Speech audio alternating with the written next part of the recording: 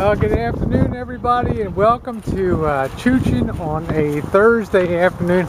I'm kind of in high spirits because I don't have to work tomorrow, but I'm getting all tangled up by the doggies here. I got Georgie and Mandy out for the afternoon chooch, and we're just cruising down by ye old railroad tracks.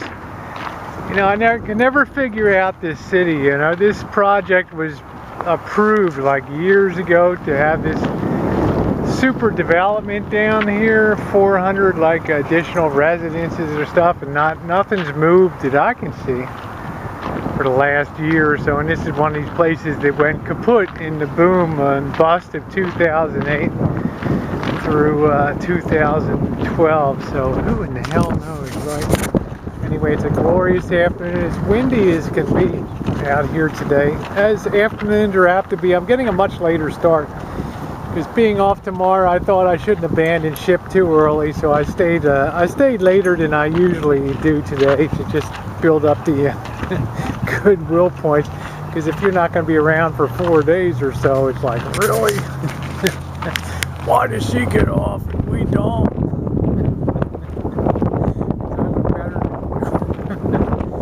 Anyway, you know, one of the things that one of the constants on the channels and things has been people asking about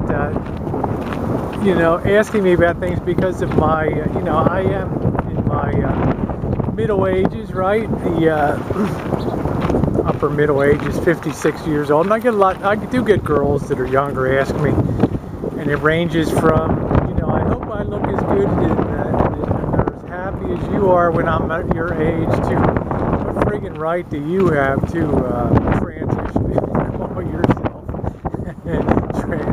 transgender? So it runs the whole gamut. But one of the most interesting issues, though, is encompassed in that, and that is the whole question: are you ever too old to transition? And it's a question I really don't have the answer to. Medically it's difficult when you're older, because if you're having surgeries, breast augmentation, you're starting on hormones, you're possibly thinking about SRS, gender reassignment surgery, having your penis taken off, inverted, and turned into a vagina. We're talking about hours on the operating table.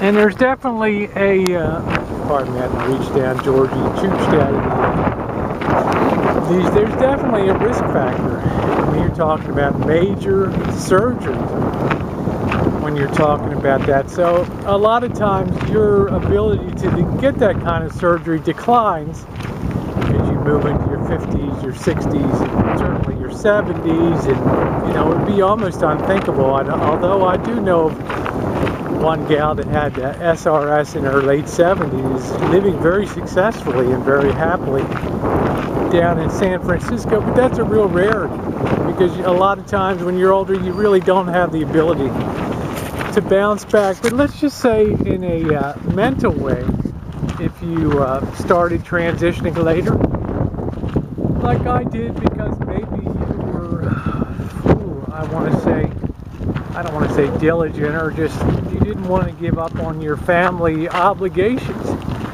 and things, and you wanted to see your kids get off on the right foot and do the very best that you could by them, well, then you were definitely delaying your transition. And when that happens, it's much more problematic mentally, because as you get older, it's very true that you get set in your ways.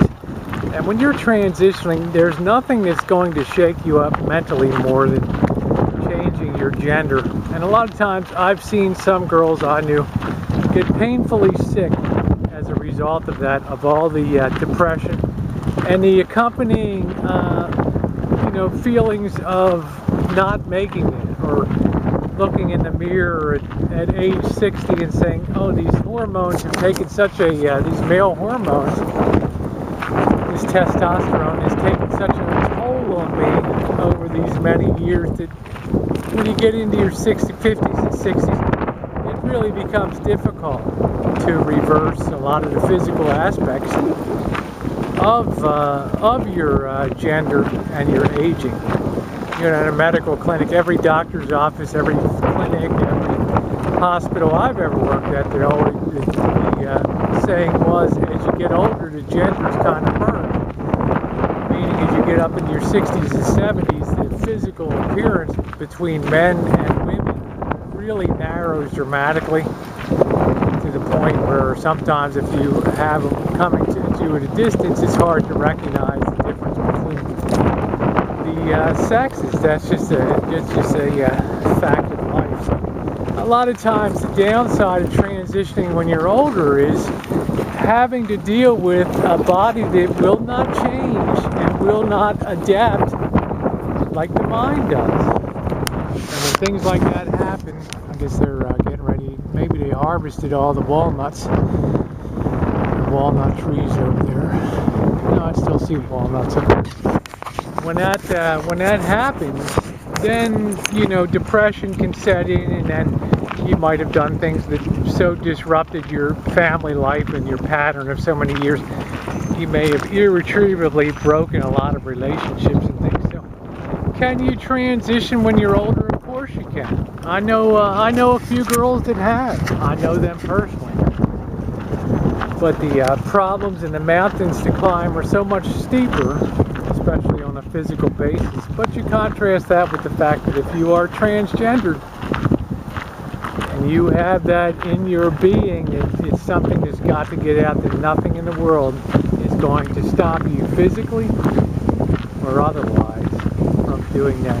That's just my 2 cents worth on it. I'm sorry if the audio is a little off today. It's very windy out here this afternoon, but I do wish every girl all the best on her own journey.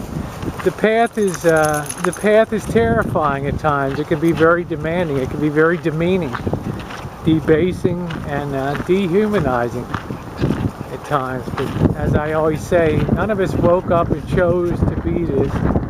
We either accepted it and recognized it early on, and like I did, suppressed it because it wasn't the type of thing that fit with the family plan and all that, or we just embraced it when we were young and dealt with it, and the transition became so much easier. So in any event, though, it's a journey we all do, and I do wish all of you the very best.